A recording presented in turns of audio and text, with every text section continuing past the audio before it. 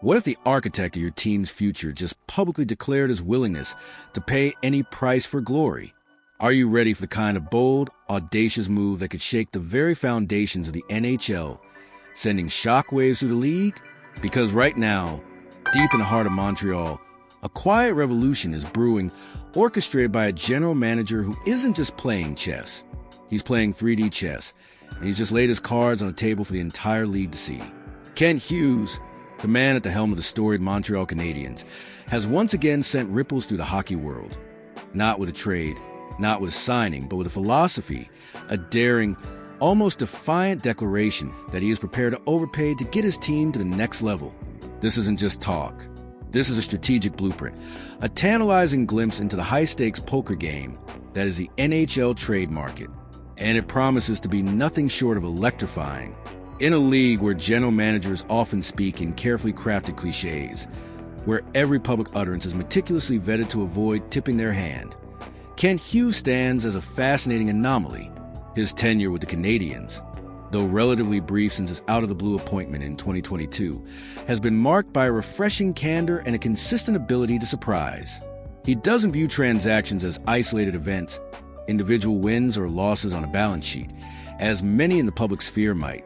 Instead, Hughes operates with a holistic vision, understanding that every piece, every player, every draft pick, every dollar spent is intricately woven into the grand tapestry of the team's long-term success. He's not just building a roster, he's cultivating an ecosystem where the sum is always greater than its parts. This nuanced perspective is precisely why his recent reiteration of a willingness to overpay for the right deal carries such immense weight. Think about it. How often do you hear an NHL executive openly admit they're ready to spend above market value? It's practically unheard of. Most GMs guard their negotiating leverage like a dragon guards its gold, never revealing a weakness or an eagerness that could be exploited. Yet Hughes, with a calm assurance that belies the audaciousness of his statement, has thrown that conventional wisdom out the window. He's not just talking about paying a fair price. He's talking about going beyond it if that's what it takes to secure a piece that genuinely elevates the Canadiens. Some might interpret this as a rookie mistake, a public display of desperation that could be pounced upon by rival GMs. But knowing Hughes' track record, his calculated approach, and his uncanny ability to often deliver better than expected outcomes, one has to wonder if this isn't a masterstroke of expectation management. Is he subtly lowering the bar for fan expectations only to leap over it with a deal that still leaves us stunned? Or is he more profoundly signaling to the rest of the league that the Canadiens are no longer just rebuilding, but are now actively, aggressively, and financially committed to becoming a contender? The latter feels far more aligned with a man who has consistently demonstrated a shrewd understanding of both the game on the ice and the game in the boardroom. So what exactly is the next level that Hughes is so willing to pay a premium for? While he might playfully deny ever setting a hard deadline of summer 2025 for acquiring a specific piece, the whispers, the analyses, and the undeniable roster needs all point to one critical position: a top six center. This isn't just a want.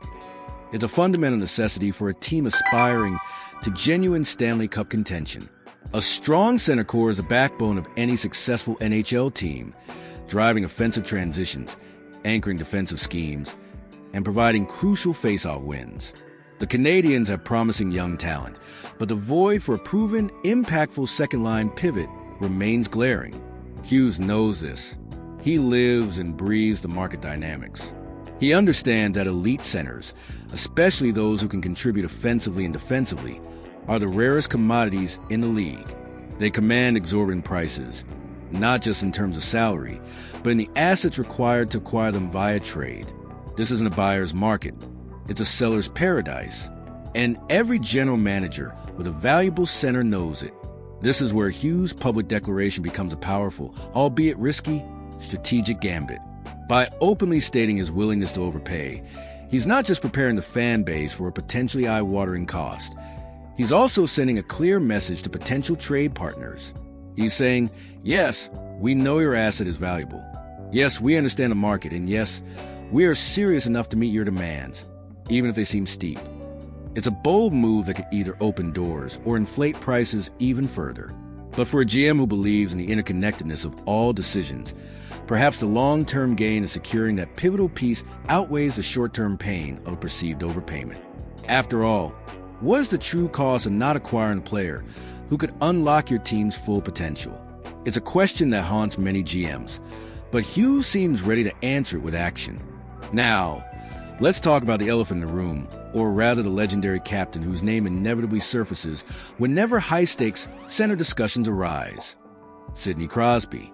While the idea of Crosby in a Canadiens jersey might seem like a fantastical dream for many, his name's mere mention in the context of Hughes' overpay philosophy is incredibly telling.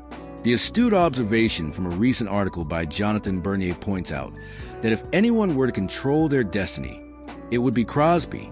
But even for a player of his unparalleled stature, the Pittsburgh Penguins, a franchise built around his legacy, wouldn't simply give him away. They would demand a king's ransom, a package so substantial it would make even the most seasoned GM blanch. Is Hughes' statement a subtle nod to the astronomical price tag associated with a player of Crosby's caliber, or even a player approaching that caliber? Is he preparing us for a scenario where the Canadiens might have to part with truly foundational pieces to land their white whale? This is where the tension truly mounts. If you're a promising young prospect like Michael Hage, a forward with immense potential, or David Reinbacher, a highly touted defenseman who represents a significant part of the Canadiens' future, you might be feeling a knot in your stomach right about now. Hughes has a history of navigating these waters with finesse, often acquiring valuable assets without completely gutting the farm system. But the scale of the potential deal for a top-tier center, especially one that could genuinely push the Canadiens into contender status, might necessitate a different approach. It's a high-wire act, balancing the immediate need for impact talent with the long-term vision of sustainable success. The question isn't just if Hughes will make a move, but who he's willing to sacrifice to get it done. The stakes couldn't be higher, and the anticipation is palpable.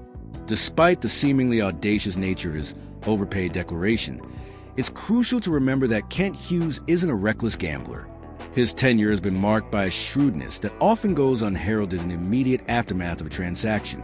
He has consistently demonstrated an ability to extract value, to identify opportunities, and to make moves that, in hindsight, appear far more advantageous to the Canadiens than they did at first glance. He's not one to be easily fleeced, nor is he prone to making emotional, short-sighted decisions.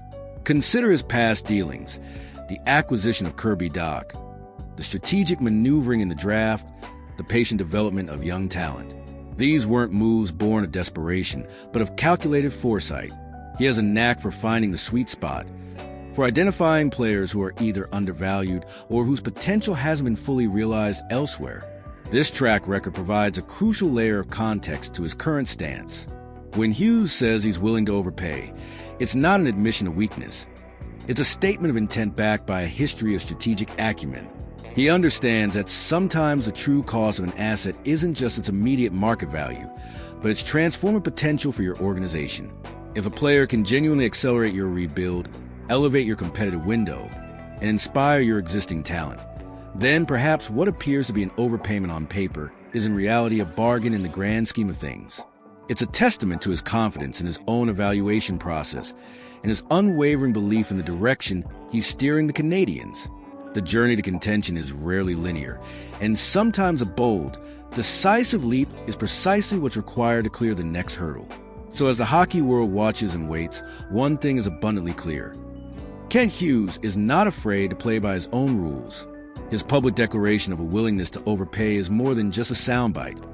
It's a strategic beacon signaling a new, aggressive phase in the Canadiens' rebuild.